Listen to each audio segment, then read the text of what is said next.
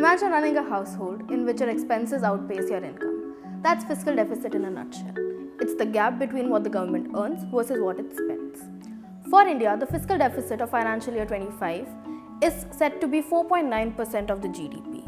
It's not just a statistic, it's a number that tells us how the government is managing its needs against its financial reality.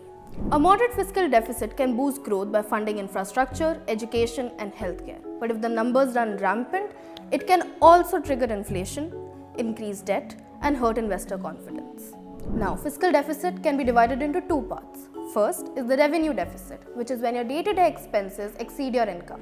And second is the primary deficit, which is your fiscal deficit minus interest payments.